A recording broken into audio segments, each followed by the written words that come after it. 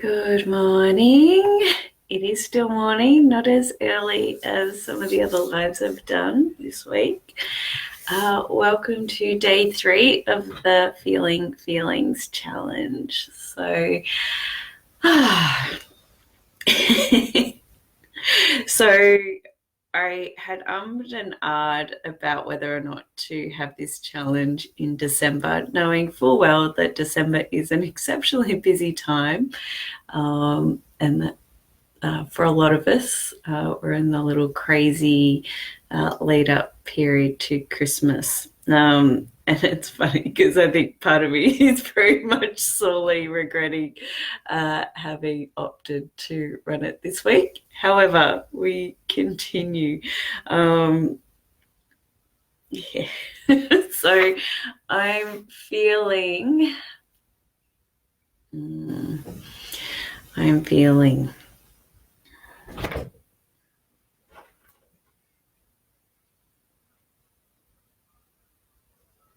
I think I'm feeling denial. So I'm struggling to actually tap in. What I've, and you may have picked up if you've watched the other 3 videos, tiredness is definitely a feature for me this week. And yeah, it's exacerbated by going out to heavy metal rock concerts midweek, which I'll talk about a little more shortly. So we've covered the why, we've covered the what. Now we're going to cover the how. So how to feel our feelings. So I'm going to sort of talk about what some of the blocks are to being able to feel. As I said, I'm having difficulty tapping into my own this morning. However, we're not going to focus on what the blocks are and how to overcome them. We'll just go straight to, well, how? Okay, if we're not having those difficulties, yeah, we'll cover that probably on Friday, I'm guessing. So how to feel our feelings. So first of all is know that it is safe to do so. I said I wasn't going to talk about the blocks, but one of the biggest blocks to us often feeling our feelings is this thinking that once we open up that can of worms that it won't stop. Okay, that if we enmesh ourselves in the feeling of the unpleasant feelings, that it won't stop. And that just isn't the case. So you can rest assured that it is safe to do so. The other thing too is that when it comes to feeling our feelings is that we're only going to go to the level that we're actually able to handle anyway. Our gatekeepers of our mind, the gatekeeper in between the unconscious and the conscious part of our mind, is very, very good at keeping what we are not ready to process away from our conscious mind. So we can hand over our trust to that part of ourselves. So firstly, what is probably there's 2 really big key things. So the first one is actually allowing ourselves and giving ourselves the time to be with our feelings, because like a lot of things, it's we just have to create space for it in order for it to come out. And we live in a world that is designed deliberately to prevent us to have the time to be with our feelings and actually process them and work with them. So removing the distractions and the things that keep us away from being able to work with those is paramount. Okay, so shut the world out. Leave the phone somewhere else. yeah, just look for ways where you know that you won't be interrupted throughout the time that you are intending to sit with those feelings. Secondly, coming from a place of non-judgment. Now, I know this is challenging because as humans, we are built to judge. That's part of our miraculous skill set. So, however, if we can transition ourselves from thinking, well, things are good, bad, or otherwise, you'll notice when I talk about feelings, I only ever talk about whether it's pleasant or unpleasant. Because feelings are feelings and they're all valid, and none of them are wrong. Okay, so where I find what's really, really useful, if non-judgment doesn't resonate, then utilizing the concept of just being really curious about where this is coming from. Okay,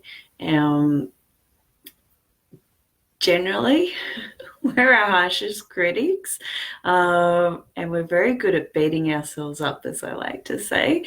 So just putting your beating stick down, okay, and just being really curious and also compassionate.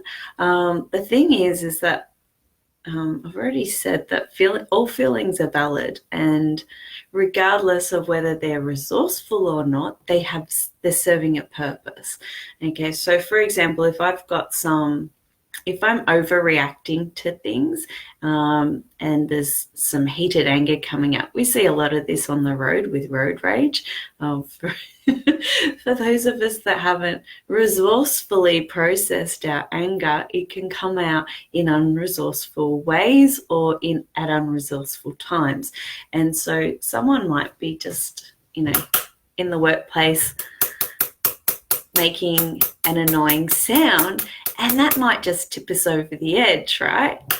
And so even though it's a tiny thing, our reaction, our emotion isn't measured to the situation at hand. So we see that overreaction or that unresourcefulness when we're processing it. Okay, so if we can get really curious and really compassionate when we're taking our time out to sit with our feelings and process our emotions, that's a really resourceful way to allow ourselves to be with them and acknowledge them. Okay, a lot of the time these things transition, transmute, and dissipate with just sitting with them and acknowledging. And that's it. So straightforward. Some actually need to be expressed, okay? And I'll do a separate written post. I think I've shared it in this group before about how to be with and process emotions, and just a range of some options. There are many, many, many options available. So there are just so many ways. So literally just sitting there and being in quiet contemplation with our feelings or emotions can be enough. Okay, for some of us, a journal and a pen. Okay, so actually writing it out, and again, just not judging what words sort of flow onto the page.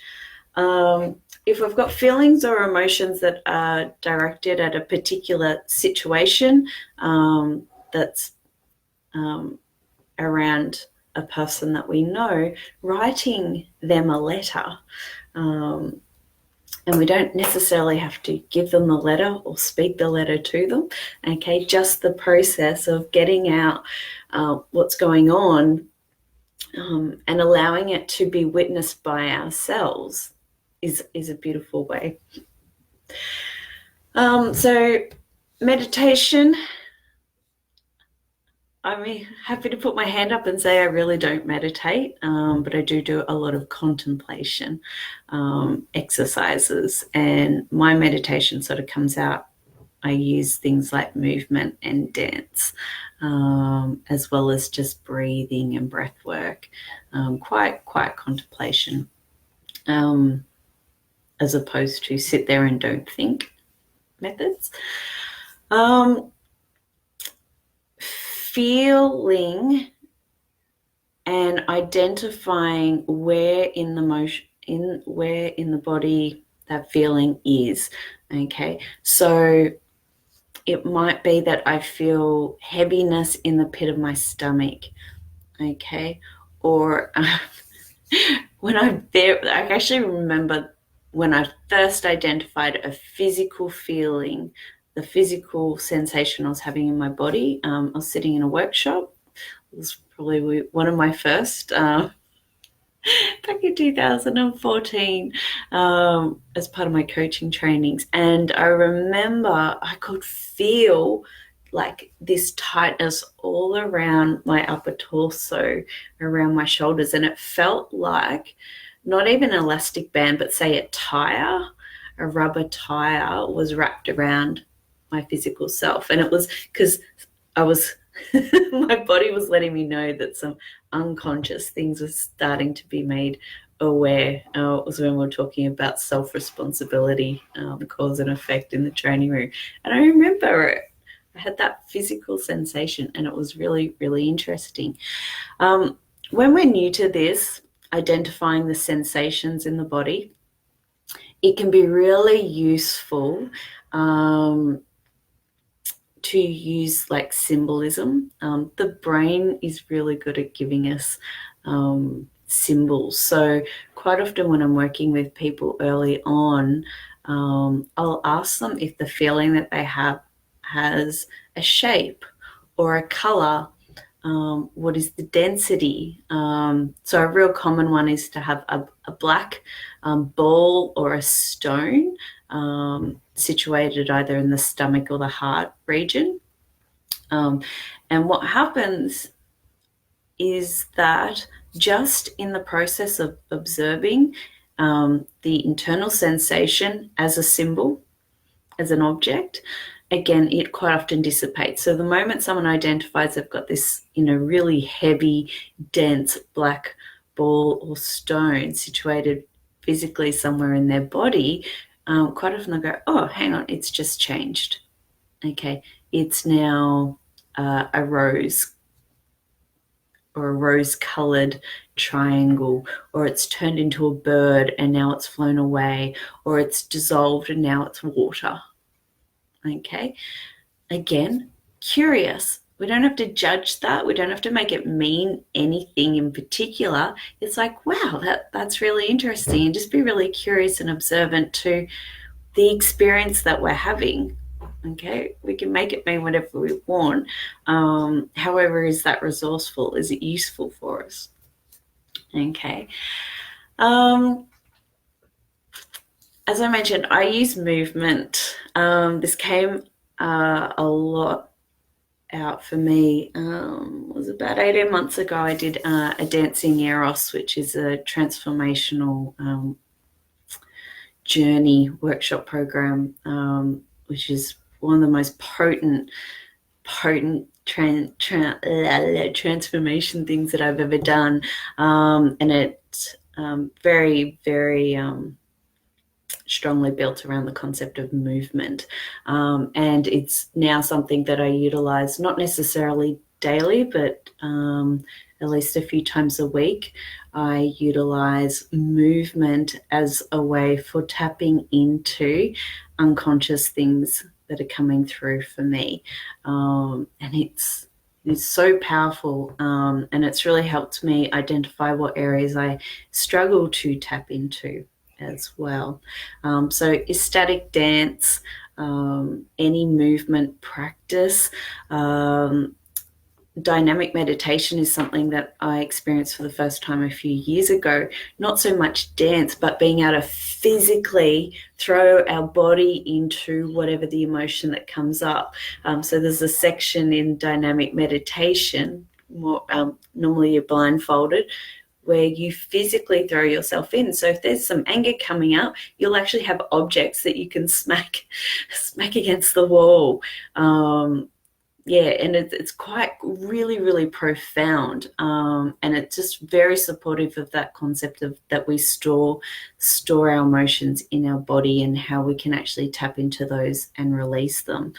There's a lot of studies done around animals and how they process traumatic scenarios, and quite often you'll see an animal after they've been in a intense situation like fighting another animal, and they'll shake and release the tension that sort of came into their body in that flight, fight and freeze scenario. So that's movement is insanely powerful.